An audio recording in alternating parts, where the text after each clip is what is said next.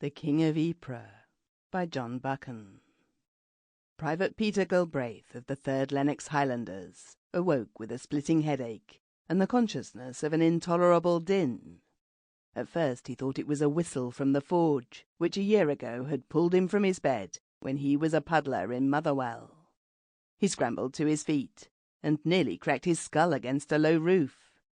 That, and a sound which suggested that the heavens were made of canvas, which a giant hand was rending, cleared his wits and recalled him to the disagreeable present. He lit the dottle in his pipe and began to piece out his whereabouts. Late the night before, the remnants of his battalion had been brought in from the Gelufeld trenches to billets in Ypres.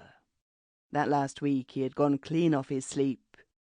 He had not been dry for a fortnight. His puttees had rotted away. His greatcoat had disappeared in a mud-hole, and he had no stomach for what food could be got. He had seen half his battalion die before his eyes, and day and night the shells had burst round him, till the place looked like the ironworks at Motherwell on a foggy night. The worst of it was that he had never come to grips with the Boche, which he had long decided was the one pleasure left to him in life. He had got far beyond cursing, though he had once had a talent that way. His mind was as sodden as his body, and his thoughts had been focused on the penetrating power of a bayonet when directed against a plump Teutonic chest. There had been a German barber in Motherwell called Schultz, and he imagined the enemy as a million Schultzes, large round men who talked with the back of their throat. In billets he had scraped off the worst part of the mud and drunk half a bottle of wine which a woman had given him. It tasted like red ink, but anything liquid was better than food. Sleep was what he longed for, but he could not get it.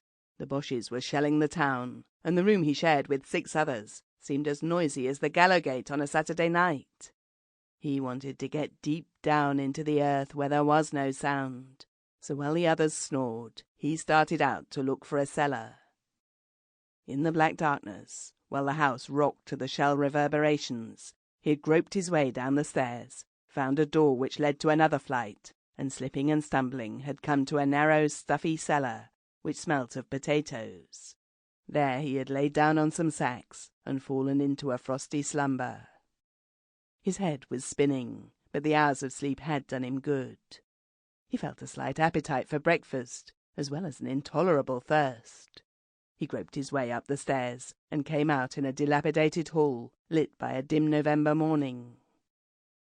There was no sign of the packs which had been stacked there the night before. He looked. Sample complete. Ready to continue?